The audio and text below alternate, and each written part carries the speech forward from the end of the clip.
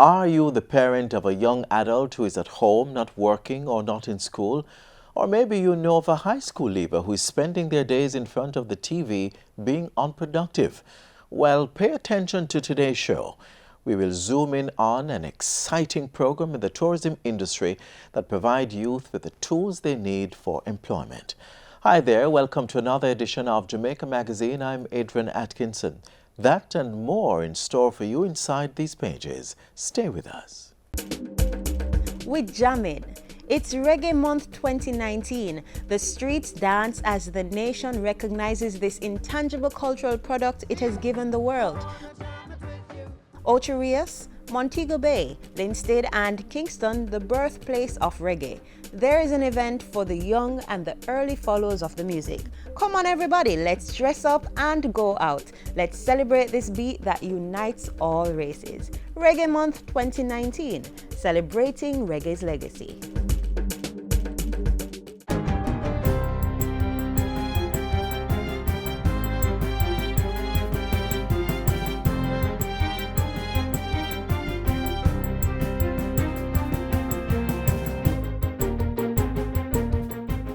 Good day, I'm Stephen McHugh, and this is your JIS News for Tuesday, February 5. The rehabilitated New Market Road in northwest St. Elizabeth is now open. $320 million was spent on the rehabilitation of 12 kilometers of roadway between Middle Quarters and New Market. It is expected to reduce travel time between St. Elizabeth and Montego Bay by at least 1 hour. Transport Minister Robert Montego has urged the citizens to maintain the condition of the road. The road has to be maintained by the government and the people, because it is the government and the people that is going to use the road. And therefore it is your responsibility as a Jamaican, because if every day we have to come back and spend money on this road, we won't have no money to spend on any other road. The minister says other roads in the parish will be repaired in the coming months. There are also plans to rebuild a tank at Louisville in the parish to produce water for community members. Sport Minister Olivia Grange has committed $7.2 million in grant support for the country's 12 Premier League clubs. The funds will come from the Sports Development Foundation. Minister Grange says the cries of financial hardship by the clubs have not gone unnoticed by her ministry. So I'm making available to each club $150,000 for the period from January to April. There are 12 clubs, and so each club would receive $600,000, which will help to cover the shortfall that the PLCA had in providing the subvention to the clubs. I've also decided to give the PLCA an additional $150,000 per month, which again will be a total of $600,000 to assist with the administrative work. The Ministry of Health is reiterating its call for persons to take precautionary measures against contracting the dengue virus, which is spread by the Aedes aegypti mosquito. Chief Medical Officer Dr. Jacqueline Bisesa McKenzie says there are 4 strains of the dengue virus, and even if you have contracted one of the strains, you are still able to get the others. She stresses that there is no cure for dengue. Once you get dengue, the severity of the illness we cannot predict. The course of the illness we cannot stop. We can only monitor and treat what we see happening. We have to wait out the course of the illness. The CMO was speaking on JIS's Get the Facts program, where she urged persons to destroy mosquito breeding sites. Still on health, residents of Magotty and surrounding communities in St. Elizabeth will benefit from the opening of an eye clinic and training center. It is located at the Holy Spirit Catholic Church. Member of Parliament for Southwest St. Elizabeth, Floyd Green, says this is a step in the right direction and signifies the power of partnership in the development of the nation. A lot of our residents are unable to afford the services. And especially in rural Jamaica, not only are we unable to afford it oftentimes, we're unable to access the service. So this project, which brings accessibility and removes the cost factor, is something to be applauded. The eye clinic and training center were constructed with the assistance of the Diocese of Poland and Food for the Poor. The eye clinic complements a health center that has been in operation at the Holy Spirit Church for 8 years. The training center, which boasts 3 classrooms and an auditorium, will serve the Magotty community in the areas of skills training and literacy development. A taxi operator registry is being developed to act as a reference point for persons who employ taxi operators. The registry will provide information on the driver as well as his or her driving and employment history. The Transport Authority is collaborating with several taxi associations and insurance companies to create the database. Portfolio Minister Robert Montego says the registry will contain data collected by each entity. We are gathering the information as to the amount of accidents, the amount of points, their driving experience, the experience that the employer would have had with them. So when they turn up to another person, the person would call Transport Authority to say, can you give me a background on this particular driver? Their driving history, their accident history, etc., etc. Minister Montego was speaking with members of the Transport Operators Development Sustainable Services during a meeting at his office last Thursday. And finally, the University of the West Indies, UWI, will be hosting its Research Day from February 6 to 8 on the Mona campus. The event will feature displays on mosquito resistance to magnesium, cannabis for medicinal products, as well as mammogram and breast cancer. There will also be a lecture discussion on Vision 2030, the country's first long-term development plan, which connects economic, social, and governance issues. We're looking at how academia is going to take that step to advance the Jamaica we want by 2030, and we need to showcase the interlinkages a bit more. So here we are partnering with the university. We are very happy to be doing so because it really gives us the opportunity to bring Vision 2030 Jamaica alive to the thousands of students we have on campus. The program director of the Vision 2030 Jamaica National Development Plan was speaking at a JIS think tank recently. The 20th staging of UWI Research Day will be held under the theme Driving Research for Social and Economic Development. And that's it for JIS News Today. I'm Stephen McHugh. Thanks for watching.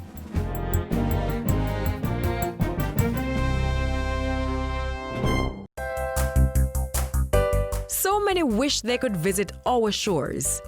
We live where they vacation. Brand Jamaica beckons all from the 4 corners of the earth. Well, as a Jamaican, I have great pride in selling it. Your pride that you sell Jamaica with is something that it rolls off. Jamaica has so much to offer, and every time I have the privilege of bringing an executive down to Jamaica, an executive from an airline or a tour operator or a travel agency, and you take them across the country, the pride that they said, wow, I can't imagine, especially when it's their first time. Wow, I love this. Build it. Cherish it. Our wealth is Brand Jamaica. Coming up, the happenings within the office of the Prime Minister over the past week.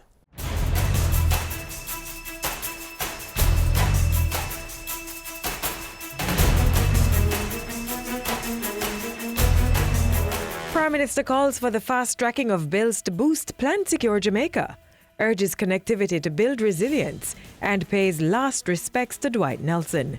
You're watching Jamaica House Weekly. I'm Lorraine Mendez. Prime Minister Andrew Holness says the police have mobilized a high-powered team of investigators to determine the circumstances surrounding the death of Member of Parliament for East Portland, Dr. Linval Bloomfield. The assurance follows Saturday morning's discovery of Dr. Bloomfield's body at his home in the parish. While expressing shock and devastation at the Member of Parliament's death, Mr. Holness extended sincere condolences to his family, friends and colleagues. Prime Minister Andrew Holness chaired the first National Security Council meeting for the new year recently. He used the meeting to urge stakeholders to speed up amendments to the Bail Act, which will bar persons charged with gun-related offences and other serious crimes from getting bail. A similar directive has been given for amendments to the Firearms Act. The matters were ventilated as part of Plan Secure Jamaica and other national security priority areas of focus. In addition to presentations from the Justice Ministry and the Firearm Licensing Authority, the Prime Minister was updated on the work of the Major Organised Crime and Anti-Corruption Agency, MOCA. He commended the organization for effectively carrying out its duties, which has led to more than 300 cases now before the courts. And coming out of the recent cabinet retreats, government says the Harbour View to Yallah's leg of the South Coast Highway Improvement Project is expected to start by year-end. Final design work for the corridor is to be completed in 6 months by China Harbour Engineering Company Limited, Czech. Reiterating the importance of the highway improvement project, Cabinet said the tender for the first subcontracts will be issued before March 31. The 5 priority areas are Hordley to Long Road, Mancheniel to Fair Prospect, Morant Bay to Surge Island to Cedar Valley, and Morant Bay to Prospect. They will be carried out by local contractors. The other 10 packages will be completed over a 2-year period. On Tuesday, the Office of the Prime Minister clarified discussions from a sitting of the Public Accounts Committee. The OPM said the Prime Minister had not finalized or approved the terms of reference for a forensic audit into oil losses at Petrojam Limited. Though a terms of reference had been submitted, the document has to go through a review process involving the OPM, the Ministry of Finance and the Public Service, and other stakeholders. The OPM also disclosed that Petrojam was not being asked to undertake a forensic audit or appoint a forensic auditor into oil losses at the entity. The Prime Minister's office, however, maintained that once appointed, the forensic auditor's work will run parallel to that of the Petrojam Review Commission and, where possible, feed into the Commission's considerations. By Wednesday, the Prime Minister toured the upgraded Kingston container terminal. He reiterated government's intent to increase its divestment of state assets to competent private sector entities for full utilization. The facility is managed by Kingston Freeport Terminal Limited, KFTL, under a 30-year concession agreement between the Government of Jamaica and CMA-CGM. Prime Minister Holness expressed satisfaction that the operations has so far employed 1,260 persons, 300 of which are new jobs. I think this is an example of how the process of divestment can increase the value of the asset that the government owns, because the government still owns the asset. Increase the operational efficiency and profitability of the asset for the country and for the persons who are operating it themselves, the concessionaires. So far, KFTL has invested nearly $300 million into the facility to include the dredging and expansion of the wharf's access channel and turning basin. I'm very interested in the work that is going to be done by the Resilience Center, not just for tourism, but more importantly, what lessons could other industries learn about the speed of recovery after disaster and building in redundancies and protocols to ensure that we have resilience and sustainability. Prime Minister Andrew Holness, as he launched the Global Tourism Resilience and Crisis Management Centre in Montego Bay, St. James, Wednesday. Based at the University of the West Indies Mona campus, the centre is to assist global tourism destinations with preparedness and management crises recovery. Mr. Holness called on policymakers to study tourism's ability to recover from exogenous shocks and apply them to underperforming sectors of the economy. According to the Prime Minister, the tourism industry has grown 36% over a 10-year period, while the economy overall only grew 6% for the same period. For policymakers, it is important that we study this phenomenon, we understand it, and we properly document it and assimilate it and mainstream it into our practice to ensure that whatever kind of disaster that may affect us, we can actually recover. The Prime Minister used Wednesday's launch to give the assurance that the island was equipped to handle threats to the tourism industry from pandemics and cyber attacks. Back in Kingston Thursday, the Prime Minister read the first lesson at the funeral for former National Security Minister Dwight Nelson. He was also in attendance at Saturday's funeral for political commentator and journalist Troy Kane. We are the less for not having Troy around. His incisive and insightful commentary and analysis, his guidance. He was truly a great Jamaican to be noted. On behalf of the people of Jamaica, I want to say thanks to Denise and family for letting us have Troy and the great contributions he has made. At Jamaica House Tuesday, the Prime Minister met with representatives from the Office of Utilities Regulation. Talks centered on making the emergency calling system efficient and effective by implementing a system where all emergency calls use one number and are answered quickly. And that's it for Jamaica House Weekly. Be sure to join us next time for more of the news coming out of the Office of the Prime Minister. Look inside the drum. Those are the Aedes aegypti larvae, the one that causes dengue fever. If all of these larvae mature to be adults, and if the female larva bites someone with the dengue fever, it will acquire the dengue virus. And if that mosquito bites you, you will get it. Dengue fever? Yes. Help prevent the spread of dengue. Clean up your home and community. Destroy mosquito breeding sites. Protect yourself from mosquito bites. Prevent dengue fever. High school leavers are being trained to take up supervisory and managerial positions in the tourism industry. The 2-year training comes with locally and internationally recognized undergraduate degrees.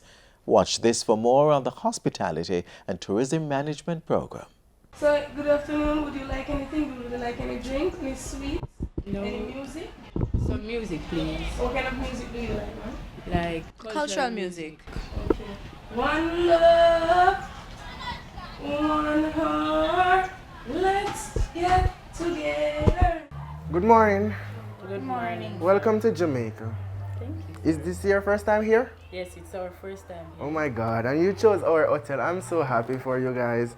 Okay, we're gonna give you the best service of your life. I'd like that. Okay, and at the end, you can just place your comments and tell us how you feel about our hotel, okay? Sure. So, you're the Apache family, a family for 2, and your payment method is by credit card, right? Yes, sir. Okay.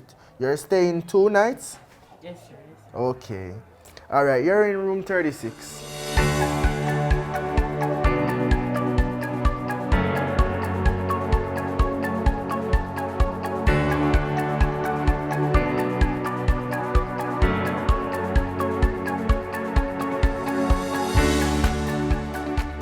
Good afternoon, class. Good afternoon, Mrs. Today we are going to be continuing our lesson on communication, and we'll be looking specifically at barriers to communication. Well, welcome back to another session of our guest cycle, and today we are going to be focusing all our attention on the guests in the hospitality industry. 2 programs being offered concurrently. The future tourism workers are being trained in customer service and hospitality tourism and management. At the end of 2 years, the trainees will receive certification in not 1 but 4 areas: an associate degree in customer service, AHLEI certification, National Vocational Qualification of Jamaica NVQJ Level 4 certification, and Customer Service Industry Association recognition. And probably the best yet, at the end of the program, the participants will intern at a tourism location to gain valuable on-the-job training, which could lead to permanent employment. Any other needs that the customer that we have to bear in mind? A timely service. A 2 minutes wait to a customer seems like 30 minutes. A joint initiative between the Ministries of Education and Tourism, the program is being facilitated under a Memorandum of Understanding. The Tourism Ministry has pumped $100 million into the educational system. It is a 2-year program offered free of cost to trainees. Applicants must possess 5 CSEC subjects or Level 2 certification in hospitality or tourism management. But what is the HTMP? It is offered by the American Hotel and Lodging Educational Institute, AHLEI, and is the official industry-recognized curriculum to prepare students for work in the hotel and accommodation sector. 650 high school leavers are being trained to take up jobs in the hotel and accommodation sector. The trainees are primarily drawn from the resort areas of Westmoreland, Trelawney, St. James, and St. Anne. St. James, being the tourism capital, has dived full on into the program. The parish's Anchovy High has more than 20 youngsters enrolled, already learning employable tourism skills. At Anchovy High, we are unique in the sense that we're the only school in St. James that is now piloting the program. We would have received the invitation to be a pilot school through the Ministry of Education prior to the beginning of the 2018-2019 school year. And we gladly accepted the invitation to have the teachers who would deliver the program trained. And so we would have had a number of teachers from the Consumer Science Department. And so we would utilize the principal's cottage and transform that area to accommodate the program. 30 Jamaican teachers were trained by the American Hotel and Lodging Educational Institute's Certified Hospitality Instructor Program to deliver the course to local youth. 3 teachers of Anchovy High were trained and certified by the American Institute. 2 of those teachers are Olga Clark James and Fayoni Sawyers McFarlane. The students are very, very enthusiastic about the program. I think they have been learning a lot, and many students want to start the program next year. They are able to see that there's a space for them in this industry, and that this HTMP degree that they will get, along with the other qualifications, can take them places. So we look at the barriers to communication, we look at effective communication, and that is in communicating in the workplace. We have, for the guest cycle, we look at all the different parts of the guest cycle. We have executive housekeeping functions. We look at the role of the executive housekeeper. We also look at inventory control, the guest room, that type of thing for the housekeeping part of it. For the acquiring hospitality and tourism industry knowledge, we look a lot on hospitality and tourism, probably from 1800s onward. We look at it in Jamaica as well as in the United States. And I think for this has been an eye-opener for myself as well as for the students, because we realize that hospitality and tourism has come a very, very long way, and it has a lot of, it is really, really growing. Mrs. Sawyers McFarlane is equally ecstatic that the program is targeting the nation's youth. This program is a wonderful program that they could ever introduce in our school system, because it allows the students to get first-hand knowledge of hospitality training. They are able to learn how to approach the guests, how to deal with guests, how to resolve guest issue as it relates to hospitality industry as on a whole, and it will do very well for them. I would like to become an executive chef. This program teaches me how to work towards it and persistence in doing it. I have learned a lot of things. For one, I've learned about how to communicate with persons better. I have learned how to manage my time as well, how to work under pressure, and just how to persuade myself as a better person as well. I can say it is a very great program, and I would encourage anyone to come to this program. This program is a great opportunity for anyone who wants to become a hospitality personnel working in the hospitality industry, and it is a great program overall. I've learned to improve my communication skills, my interpersonal skills. I've learned a lot in the courses such as customer service, front desk operation, and housekeeping operations as well. In the future, I would love to become a food and beverage manager, and this course is also done in the HTMP program. The Ministries of Tourism and Education, combining lesson plans to secure Jamaica's #1 foreign exchange earning product. Thank you for coming, and we look forward to seeing you, and do come again.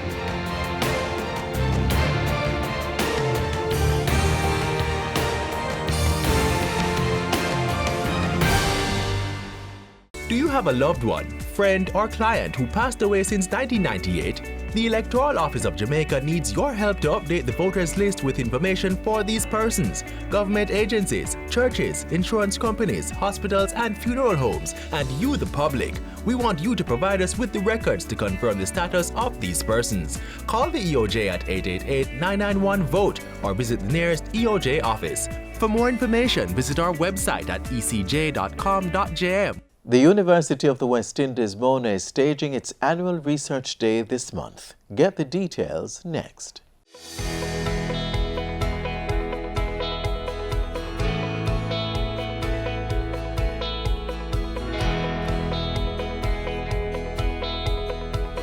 Research Day started as a one-day event in order to inform the public as to what we do.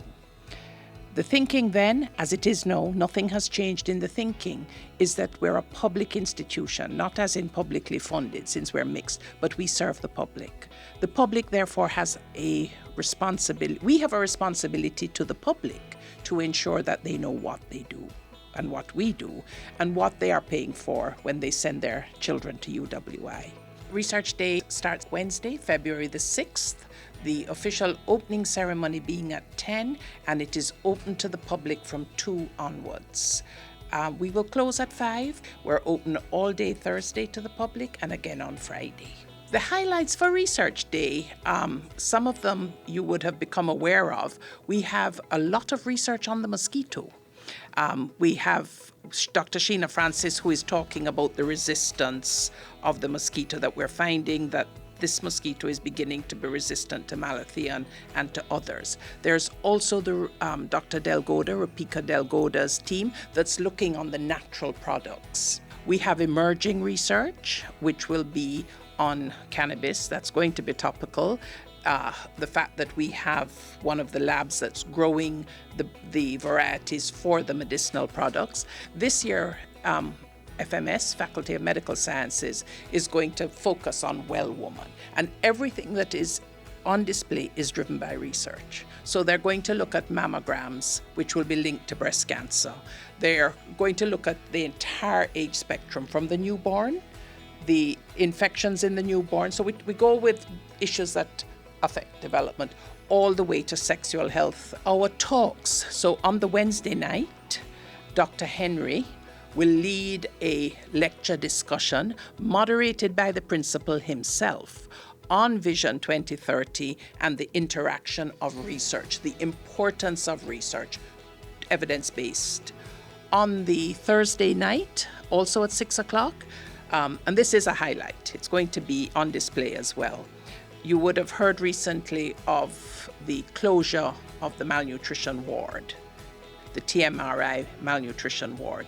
So Professor Jackson, who was on staff at the time, is a Jamaican by birth, will come back and will give the lecture, Mission Accomplished. It is Mona Research Day at 20. We have grown from a 6-hour demonstration in the Assembly Hall to 3 days of demonstrating our research. Over this time, we have come to appreciate the major contributions to policy.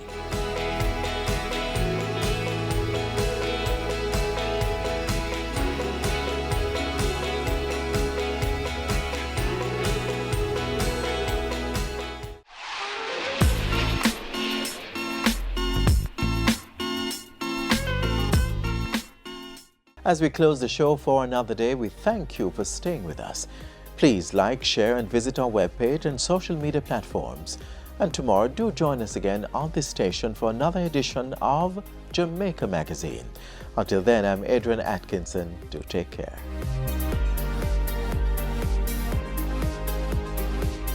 This has been a production of the Jamaica Information Service, the voice of Jamaica.